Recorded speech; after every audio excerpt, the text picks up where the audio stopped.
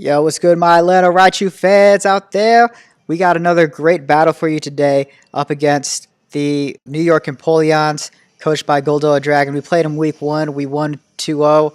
It was still close, and anything can happen. So I lead off with Greninja here. He leads off with the Empoleon, and I actually don't really have anything to hit this thing with. I'm Choice Scarfed on my Greninja, so I'm going to U-turn.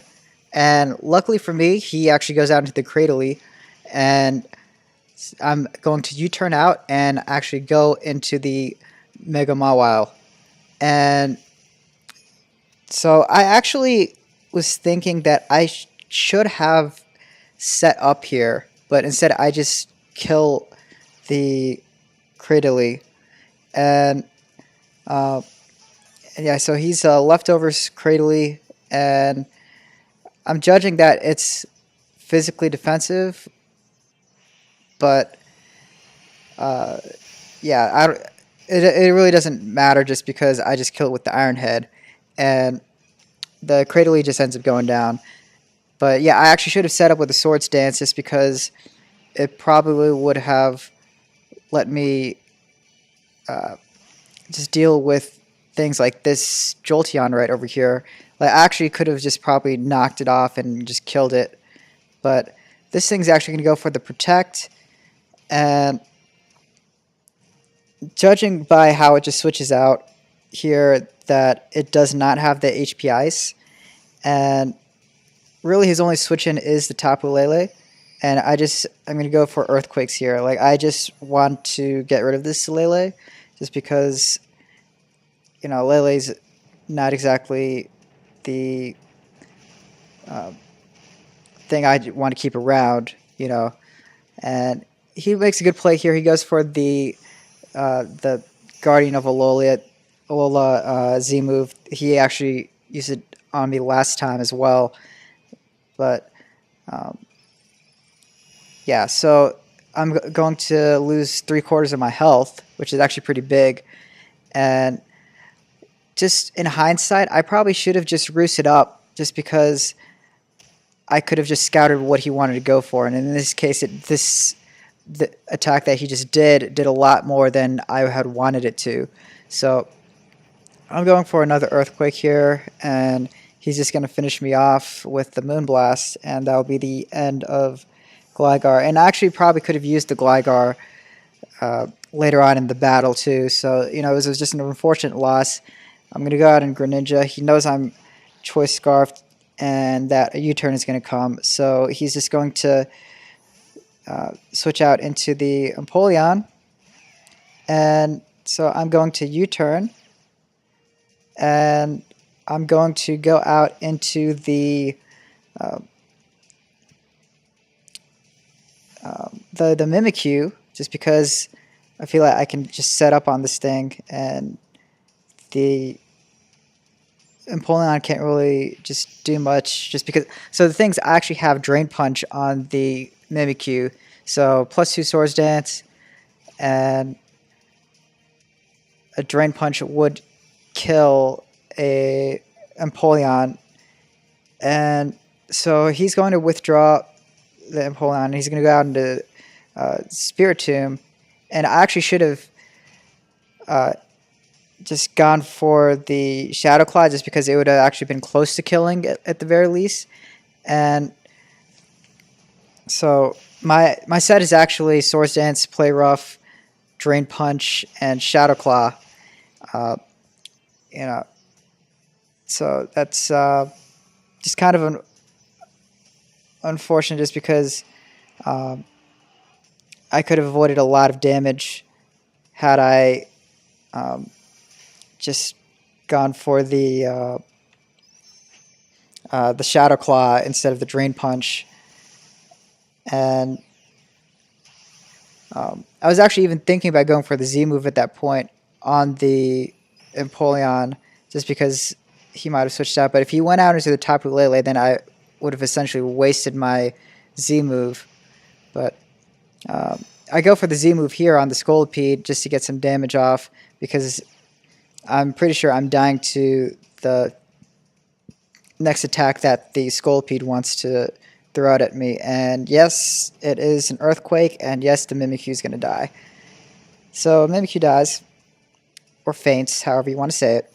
And it's a Life Orb Scolipede, and he actually showed me calcs after the battle too, and he was saying that it was an Adamant Scolipede. And I don't blame him for running Adamant Scolipede just because that's just more damage, and just once speed boost pretty much outspeeds my entire team, and he's able to just get some good damage off. So I'm going to just go for the Lava Plume here, get rid of the Tapu Lele, and that is actually Heatran's first kill. Congratulations, Heatran. Mini applause.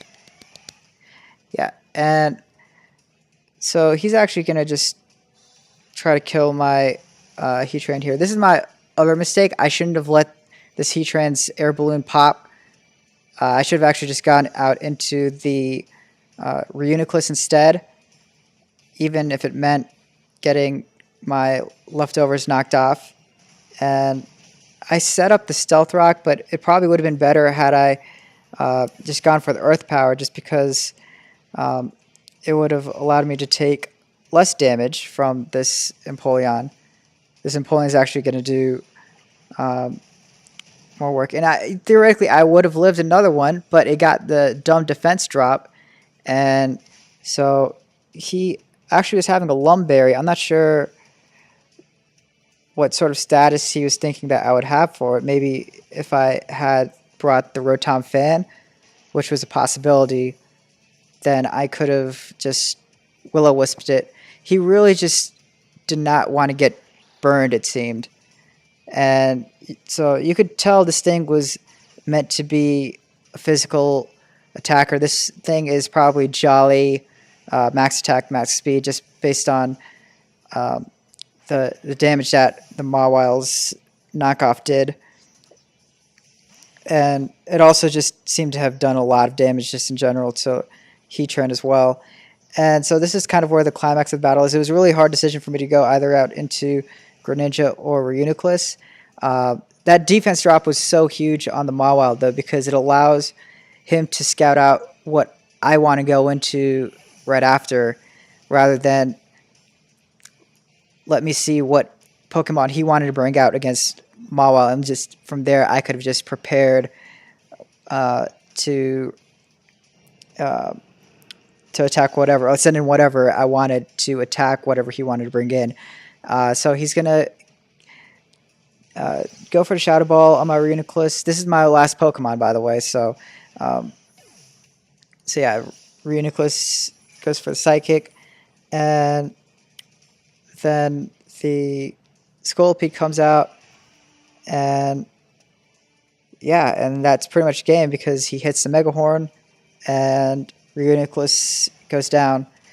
And so it was a really good game. It was a 1-0 victory on his end. You know, props to him. He played one heck of a game. And, you know, this doesn't mean we're out or anything. We're actually still first place in the TBL. We actually did lose the previous week, but I didn't upload that battle just because it was like 64 turns long, and it was just like a stall war between my Gligar and Midnight Wolf's Arcanine. And yeah, so I actually had some regret in that previous battle, just because I could have brought Toxic on the Gligar, which is something I was thinking of, but actually I was kind of talked out of it by one of my friends who helps me with the team building prep.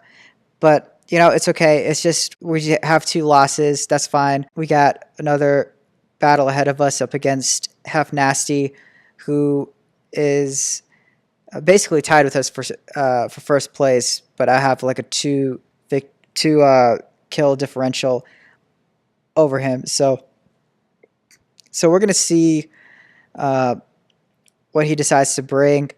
And honestly, guys, I'm not like going to bring a new team up against Hef Nasty. I just am going to bring the same team I brought last time, just to see how he adjusts and what he sort of is preparing for. So yeah, I mean, and then from there, when we play whoever we play in the playoffs, we have a lot to work with in terms of game film and all that. So once again, great game to Goldoa Dragon, and I expect that we will play him at some point in the playoffs, whether it's round 1 or round 2. There are 3 rounds to the playoffs, by the way. So, the third round is the finals, which is going to be up against the winner of the Ultra Moon division. We're in the Ultra Sun division. So, with that being said, I'm actually just going to get up on out of here, and hope you guys have a great day. Keep it easy, and just let me know if you guys have any questions about anything. So, also be sure to leave a like and comment down below, and also subscribe. So, yeah, I'll see you guys later. Pieces.